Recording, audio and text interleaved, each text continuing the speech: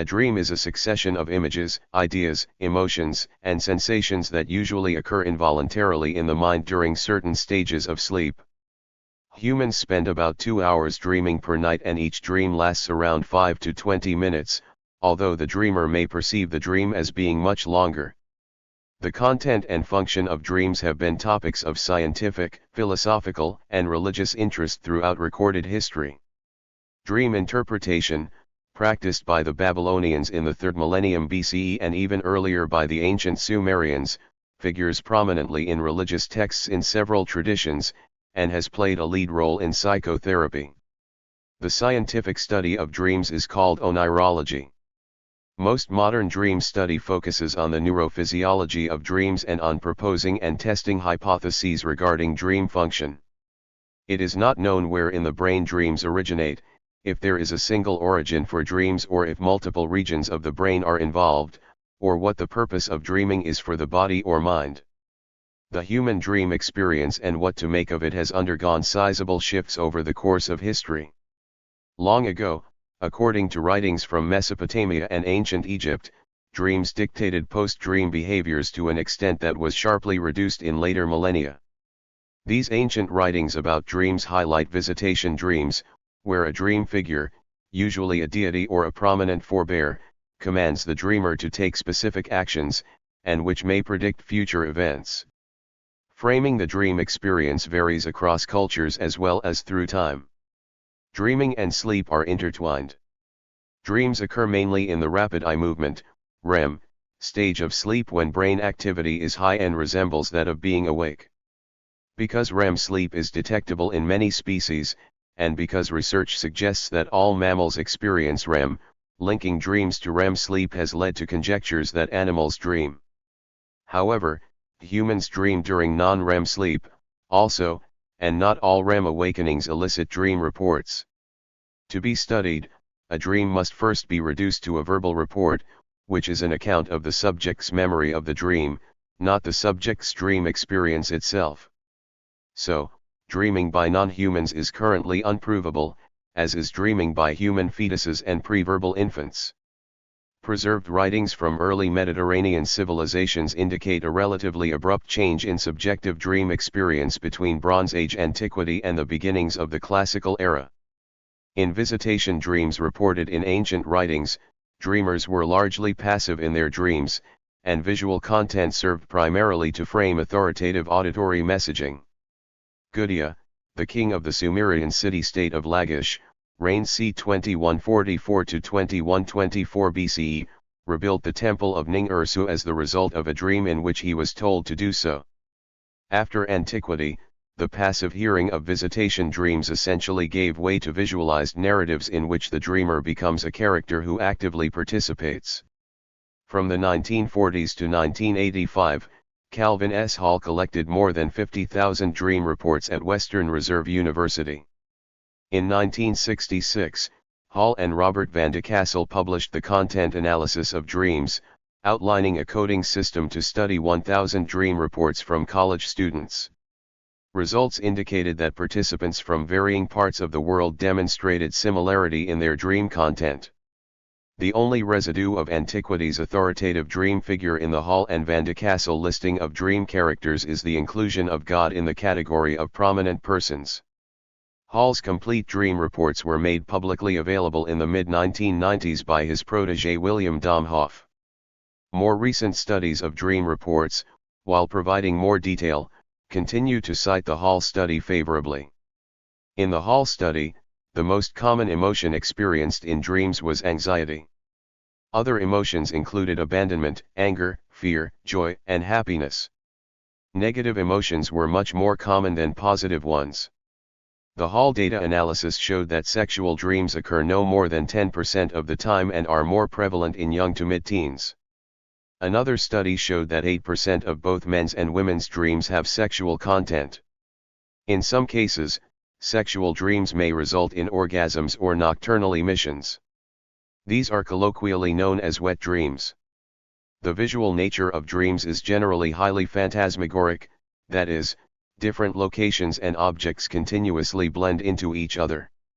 The visuals, including locations, people, and objects, are generally reflective of a person's memories and experiences, but conversation can take on highly exaggerated and bizarre forms. Some dreams may even tell elaborate stories wherein the dreamer enters entirely new, complex worlds and awakes with ideas, thoughts, and feelings never experienced before the dream. People who are blind from birth do not have visual dreams. Their dream contents are related to other senses, such as hearing, touch, smell, and taste, whichever are present since birth. Effects of regional or global catastrophes. The COVID-19 pandemic also influenced the content of people's dreams, according to a scientific study of over 15,000 dream reports by Deirdre Barrett. This analysis revealed that themes involving fear, illness, and death were 2 to 4 times more prevalent in dreams following the onset of the pandemic than they were before. Dream study is popular with scientists exploring the mind-brain problem. Some propose to reduce aspects of dream phenomenology to neurobiology. But current science cannot specify dream physiology in detail. Protocols in most nations restrict human brain research to non-invasive procedures. In the United States, invasive brain procedures with a human subject are allowed only when these are deemed necessary in surgical treatment to address medical needs of the same human subject. Non-invasive measures of brain activity like electroencephalogram, EEG, voltage averaging or cerebral blood flow cannot identify small but influential neuronal populations. Also, fMRI signals are too slow to explain how brains compute in real time. Scientists researching some brain functions can work around current restrictions by examining animal subjects. As stated by the Society for Neuroscience, because no adequate alternatives exist, much of this research must be done on animal subjects. However, since animal dreaming can be only inferred, not confirmed, animal studies yield no hard facts to illuminate the neurophysiology of dreams. Examining human subjects with brain lesions can provide clues, but the lesion method cannot discriminate between the effects of destruction and disconnection and cannot target specific neuronal groups in heterogeneous regions like the brainstem. Denied precision tools and obliged to depend on imaging, much dream research has succumbed to the law of the instrument. Studies detect an increase of blood flow in a specific brain region and then credit that region with a role in generating dreams. But pooling study results has led to the newer conclusion that dreaming involves large numbers of regions and pathways, which likely are different for different dream events. Image creation in the brain involves significant neural activity downstream from eye intake, and it is theorized that the visual imagery of dreams is produced by activation during sleep of the same structures that generate complex visual imagery in waking perception. Dreams present a running narrative rather than exclusively visual imagery. Following their work with split-brain subjects, Gazzaniga and Ledoux postulated, without attempting to specify the neural mechanisms, a left-brain interpreter that seeks to create a plausible narrative from whatever electrochemical signals reach the brain's left hemisphere. Sleep research has determined that some brain regions fully active during waking are, during REM sleep, activated only in a partial or fragmentary way. Drawing on this knowledge, textbook author James W. Callatt explains, a dream represents the brain's effort to make sense of sparse and distorted information. The cortex combines this haphazard input with whatever other activity was already occurring and does its best to synthesize a story that makes sense of the information. Neuroscientist Indra Viskantas is even more blunt, calling often bizarre dream content just the result of your interpreter trying to create a story out of random neural signaling. For many humans across multiple eras and cultures, dreams are believed to have functioned as revealers of truth sourced during sleep from gods or other external entities. Ancient Egyptians believed that dreams were the best way to receive divine revelation, and thus they would induce, or incubate, dreams. They went to sanctuaries and slept on special dream beds in hope of receiving advice, comfort, or healing from the gods. From a Darwinian perspective, dreams would have to fulfill some kind of biological requirement, provide some benefit for natural selection to take place, or at least have no negative impact on fitness. Robert, 1886, a physician from Hamburg, was the first who suggested that dreams are a need and that they have the function to erase a. sensory impressions that were not fully worked up, and b. ideas that were not fully developed during the day. In dreams, incomplete material is either removed, suppressed, or deepened and included into memory. Freud, whose dream studies focused on interpreting dreams, not explaining how or why humans dream, disputed Robert's hypothesis and proposed that dreams preserve sleep by representing as fulfilled those wishes that otherwise would awaken the dreamer. Freud wrote that dreams serve the purpose of prolonging sleep instead of waking up. Dreams are the guardians of sleep and not its disturbers.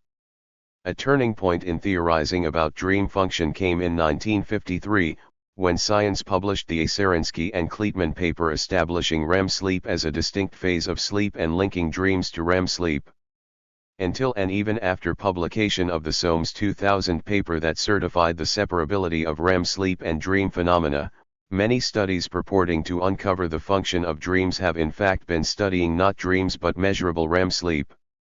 Theories of dream function since the identification of REM sleep include Hobson's and McCarley's 1977 activation synthesis hypothesis, which proposed a functional role for dreaming sleep in promoting some aspect of the learning process. In 2010, a Harvard study was published showing experimental evidence that dreams were correlated with improved learning. Crick's and Mitchison's 1983 reverse learning theory, which states that dreams are like the cleaning up operations of computers when they are offline, removing, suppressing, parasitic nodes and other junk from the mind during sleep. Hartman's 1995 proposal that dreams serve a quasi-therapeutic function, enabling the dreamer to process trauma in a safe place. Ravunchuo's 2000 threat simulation hypothesis, whose premise is that during much of human evolution, physical and interpersonal threats were serious, giving reproductive advantage to those who survived them. Dreaming aided survival by replicating these threats and providing the dreamer with practice in dealing with them. In 2015, Ravunchuo proposed social simulation theory, which describes dreams as a simulation for training social skills and bonds. Eaglemans and Vaughn's 2021 defensive activation theory, which says that, given the brain's neuroplasticity, dreams evolved as a visual hallucinatory activity during sleep's extended periods of darkness, busying the occipital lobe and thereby protecting it from possible appropriation by other, non-vision, sense operations. Eric Hole proposes, based on artificial neural networks, that dreams prevent overfitting to past experiences, that is, they enable the dreamer to learn from novel situations. Religious and other cultural contexts. Dreams figure prominently in major world religions. The dream experience for early humans, according to one interpretation, gave rise to the notion of a human soul, a central element in much religious thought. J. W. Dunn wrote, "But there can be no reasonable doubt that the idea of a soul must have first arisen in the mind of primitive man as a result of observation of his dreams. Ignorant as he was, he could have come to no other conclusion but that, in dreams, he left his sleeping body in one universe and went wandering off into another. It is considered that, but for that savage, the idea of such a thing as a soul would never have even occurred to mankind." In the Mandukya Upanishad, part of the Veda scriptures of Indian Hinduism, a dream is one of three states that the soul experiences during its lifetime, the other two states being the waking state and the sleep state. The earliest Upanishads, written before 300 BCE, emphasize two meanings of dreams. The first says that dreams are merely expressions of inner desires. The second is the belief of the soul leaving the body and being guided until awakened. In Judaism, dreams are considered part of the experience of the world that can be interpreted and from which lessons can be garnered. It is discussed in the Talmud, Tractate Berachot 55-60. The ancient Hebrews connected their dreams heavily with their religion, though the Hebrews were monotheistic and believed that dreams were the voice of one God alone. Hebrews also differentiated between good dreams, from God, and bad dreams, from evil spirits. The Hebrews, like many other ancient cultures, incubated dreams in order to receive a divine revelation. For example, the Hebrew prophet Samuel would lie down and sleep in the temple at Shiloh before the ark and receive the word of the Lord, and Joseph interpreted a Pharaoh's dream of 7 lean cows swallowing 7 fat cows as meaning the subsequent 7 years would be bountiful, followed by 7 years of famine. Most of the dreams in the Bible are in the book of Genesis. Christians mostly shared the beliefs of the Hebrews and thought that dreams were of a supernatural character because the Old Testament includes frequent stories of dreams with divine inspiration. The most famous of these dream stories was Jacob's dream of a ladder that stretches from earth to heaven. Many Christians preach that God can speak to people through their dreams. The famous glossary, the Somniale Danielis, written in the name of Daniel, attempted to teach Christian populations to interpret their dreams. Ian R. Edgar has researched the role of dreams in Islam. He has argued that dreams play an important role in the history of Islam and the lives of Muslims, since dream interpretation is the only way that Muslims can receive revelations from God since the death of the last prophet, Muhammad. According to Edgar, Islam classifies 3 types of dreams. Firstly, there is the true dream, al-ruya, then the false dream, which may come from the devil, shaitan, and finally, the meaningless everyday dream, hulm. This last dream could be brought forth by the dreamer's ego or base appetite based on what they experienced in the real world. The true dream is often indicated by Islam's hadith tradition. In one narration by Aisha, the wife of the Prophet, it is said that the Prophet's dreams would come true like the ocean's waves. Just as in its predecessors, the Quran also recounts the story of Joseph and his unique ability to interpret dreams. In both Christianity and Islam, dreams feature in conversion stories. According to ancient authors, Constantine the Great started his conversion to Christianity because he had a dream which prophesied that he would win the Battle of the Milvian Bridge if he adopted the Chi-Rho as his battle standard. In Buddhism, ideas about dreams are similar to the classical and folk traditions in South Asia. The same dream is sometimes experienced by multiple people, as in the case of the Buddha before he is leaving his home. It is described in the Mahavastu that several of the Buddha's relatives had premonitory dreams preceding this. Some dreams are also seen to transcend time. The Buddha has certain dreams that are the same as those of previous Buddhas, the Lalitavastara states. In Buddhist literature, dreams often function as a signpost motif to mark certain stages in the life of the main character. Buddhist views about dreams are expressed in the Pali commentaries and the Milindapanha. In Chinese history, people wrote of 2 vital aspects of the soul, of which one is freed from the body during slumber to journey in a dream realm, while the other remained in the body.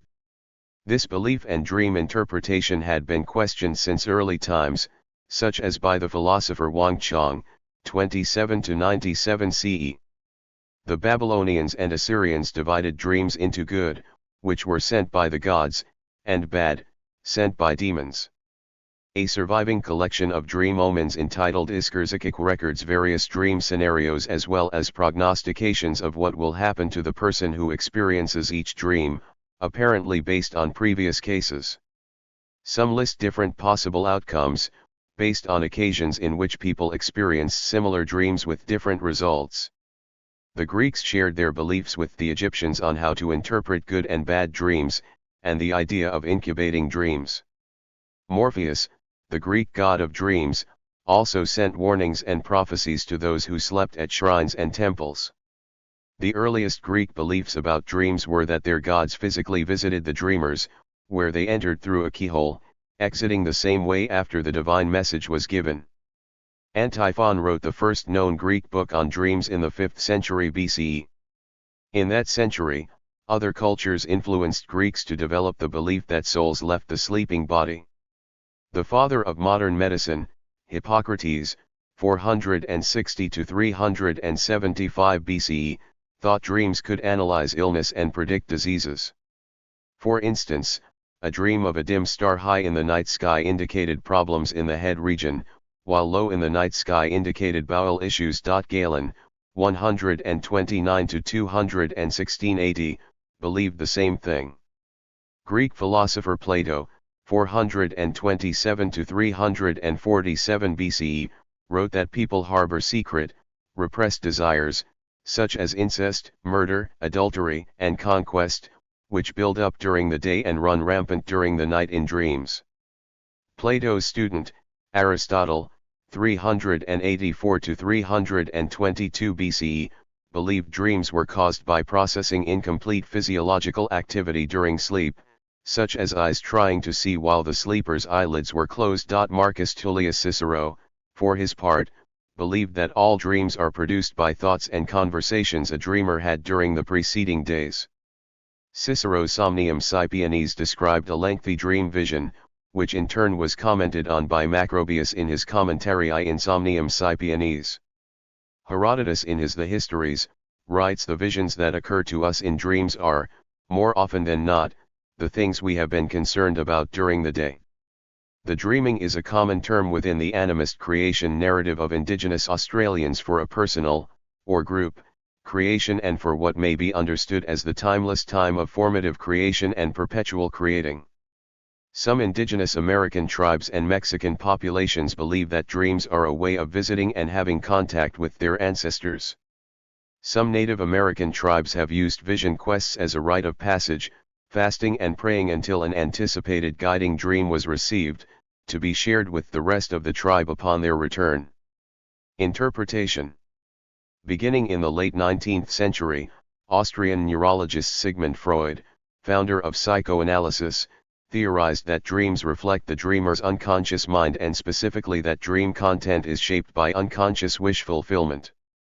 He argued that important unconscious desires often relate to early childhood memories and experiences. Carl Jung and others expanded on Freud's idea that dream content reflects the dreamer's unconscious desires. Dream interpretation can be a result of subjective ideas and experiences. One study found that most people believe that their dreams reveal meaningful hidden truths. The researchers surveyed students in the United States, South Korea, and India, and found that 74% of Indians, 65% of South Koreans and 56% of Americans believed their dream content provided them with meaningful insight into their unconscious beliefs and desires. This Freudian view of dreaming was believed significantly more than theories of dreaming that attribute dream content to memory consolidation, problem solving, or as a byproduct of unrelated brain activity. The same study found that people attribute more importance to dream content than to similar thought content that occurs while they are awake. Americans were more likely to report that they would intentionally miss their flight if they dreamt of their plane crashing than if they thought of their plane crashing the night before flying, while awake, and that they would be as likely to miss their flight if they dreamt of their plane crashing the night before their flight as if there was an actual plane crash on the route they intended to take. Participants in the study were more likely to perceive dreams to be meaningful when the content of dreams was in accordance with their beliefs and desires while awake. They were more likely to view a positive dream about a friend to be meaningful than a positive dream about someone they disliked, for example, and were more likely to view a negative dream about a person they disliked as meaningful than a negative dream about a person they liked. According to surveys, it is common for people to feel their dreams are predicting subsequent life events.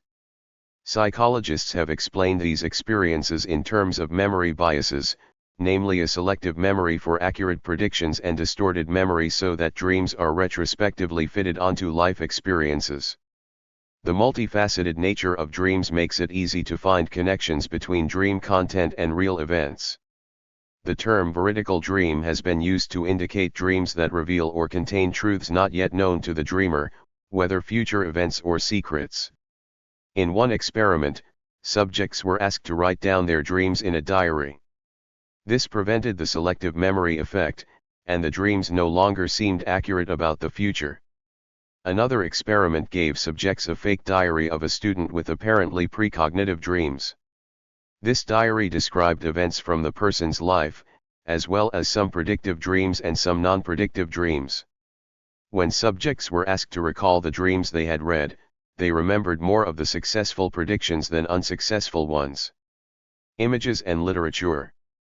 Graphic artists, writers, and filmmakers all have found dreams to offer a rich vein for creative expression. In the West, artists' depictions of dreams in Renaissance and Baroque art often were related to biblical narrative. Especially preferred by visual artists were the Jacob's Ladder dream in Genesis and Saint Joseph's dreams in the Gospel according to Matthew. Many later graphic artists have depicted dreams, including Japanese woodblock artist Hokusai, 1760–1849, and Western European painters Rousseau, 1844–1910, Picasso, 1881–1973, and Dali, 1904–1989. In literature, dream frames were frequently used in medieval allegory to justify the narrative. The Book of the Duchess and the Vision concerning Piers Plowman are two such dream visions. Even before them, in antiquity, the same device had been used by Cicero and Lucian of Samosata.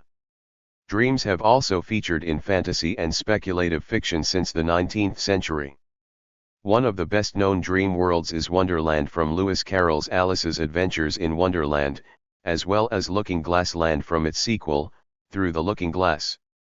Unlike many dream worlds, Carroll's logic is like that of actual dreams, with transitions and flexible causality.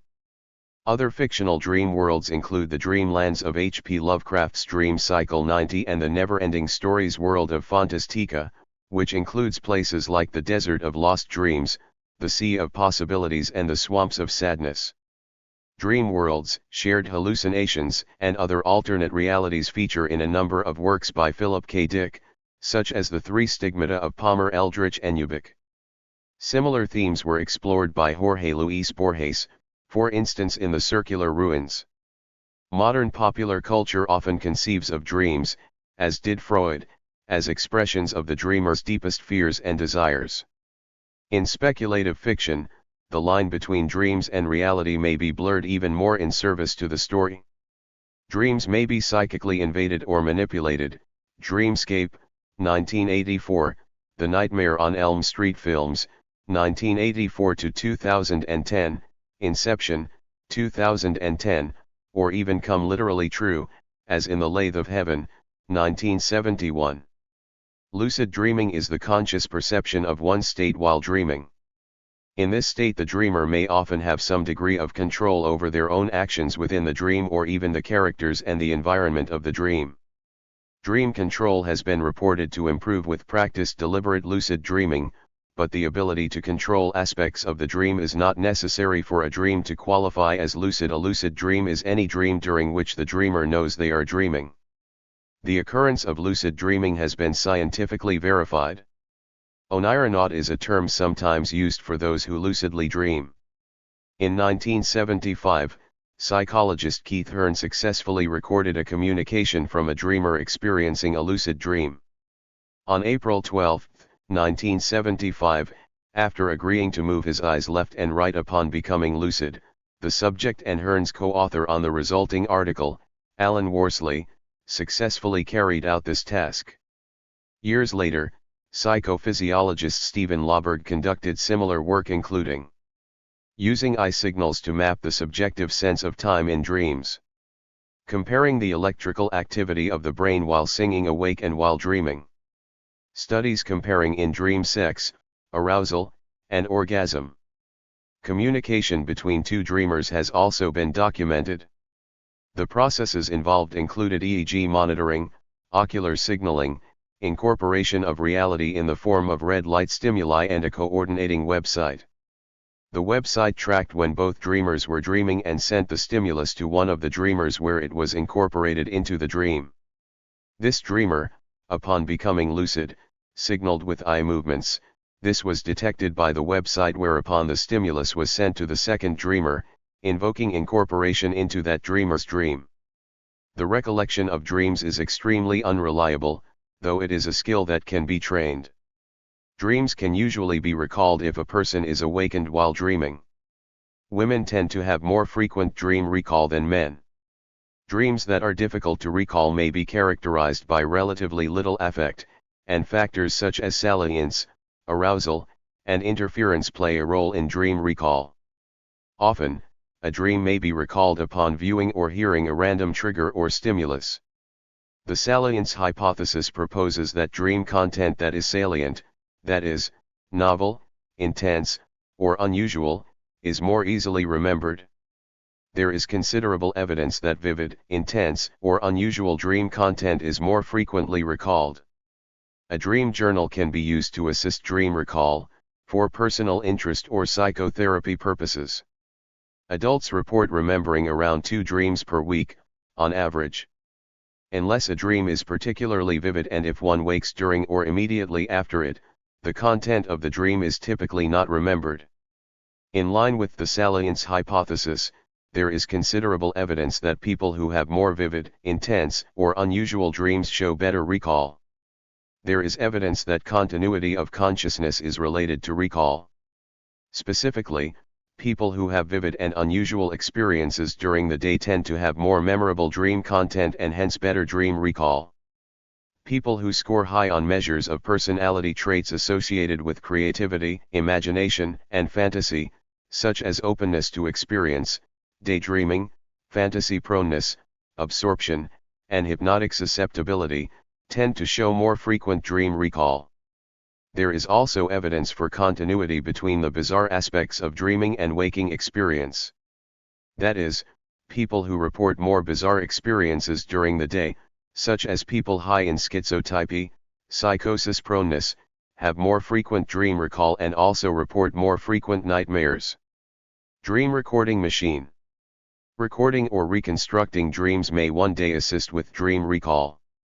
Using the permitted non-invasive technologies, functional magnetic resonance imaging, fMRI, and electromyography, EMG, researchers have been able to identify basic dream imagery, dream speech activity and dream motor behavior, such as walking and hand movements. Some philosophers have proposed that what we think of as the real world could be or is an illusion, an idea known as the skeptical hypothesis about ontology. The first recorded mention of the idea was in the 4th century BCE by Zhuangzi, and in Eastern philosophy, the problem has been named the Zhuangzi paradox. He who dreams of drinking wine may weep when morning comes, he who dreams of weeping may in the morning go off to hunt. While he is dreaming he does not know it is a dream, and in his dream he may even try to interpret a dream. Only after he wakes does he know it was a dream. And someday there will be a great awakening when we know that this is all a great dream. Yet the stupid believe they are awake, busily and brightly assuming they understand things, calling this man ruler, that one herdsman how dense. Confucius and you are both dreaming. And when I say you are dreaming, I am dreaming, too. Words like these will be labeled the supreme swindle. Yet, after 10,000 generations, a great sage may appear who will know their meaning, and it will still be as though he appeared with astonishing speed. The idea also is discussed in Hindu and Buddhist writings. It was formally introduced to Western philosophy by Descartes in the 17th century in his Meditations on First Philosophy. Absent-minded transgression. Dreams of absent-minded transgression, DAMT, are dreams wherein the dreamer absent-mindedly performs an action that he or she has been trying to stop. One classic example is of a quitting smoker having dreams of lighting a cigarette. Subjects who have had DAMT have reported waking with intense feelings of guilt. One study found a positive association between having these dreams and successfully stopping the behavior. Hypnagogic and hypnopompic dreams, dreamlike states shortly after falling asleep and shortly before awakening, and dreams during stage 2 of non-REM sleep, also occur, but are shorter than REM dreams. A daydream is a visionary fantasy, especially one of happy, pleasant thoughts, hopes or ambitions, imagined as coming to pass, and experienced while awake. There are many different types of daydreams, and there is no consistent definition amongst psychologists. The general public also uses the term for a broad variety of experiences. Research by Harvard psychologist Deirdre Barrett has found that people who experience vivid dream-like mental images reserve the word for these, whereas many other people refer to milder imagery, realistic future planning, review of memories or just spacing out, i.e. one's mind going relatively blank when they talk about daydreaming. While daydreaming has long been derided as a lazy, non-productive pastime, it is now commonly acknowledged that daydreaming can be constructive in some contexts. There are numerous examples of people in creative or artistic careers, such as composers, novelists, and filmmakers, developing new ideas through daydreaming. Similarly, research scientists, mathematicians and physicists have developed new ideas by daydreaming about their subject areas. A hallucination, in the broadest sense of the word, is a perception in the absence of a stimulus. In a stricter sense, hallucinations are perceptions in a conscious and awake state, in the absence of external stimuli, and have qualities of real perception, in that they are vivid, substantial, and located in external objective space. The latter definition distinguishes hallucinations from the related phenomena of dreaming, which does not involve wakefulness. A nightmare is an unpleasant dream that can cause a strong negative emotional response from the mind, typically fear or horror, but also despair, anxiety, and great sadness. The dream may contain situations of danger, discomfort, psychological or physical terror. Sufferers usually awaken in a state of distress and may be unable to return to sleep for a prolonged period of time. A night terror, also known as a sleep terror or pavor nocturnus, is a parasomnia disorder that predominantly affects children, causing feelings of terror or dread. Night terrors should not be confused with nightmares, which are bad dreams that cause the feeling of horror or fear. One theory of déjà vu attributes the feeling of having previously seen or experienced something to having dreamed about a similar situation or place, and forgetting about it until one seems to be mysteriously reminded of the situation or the place while awake. Melatonin is a natural hormone secreted by the brain's pineal gland, inducing nocturnal behaviors in animals and sleep in humans during nighttime.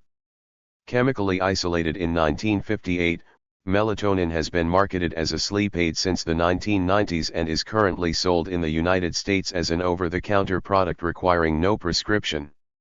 Anecdotal reports and formal research studies over the past few decades have established a link between melatonin supplementation and more vivid dreams. Thank you for watching this video.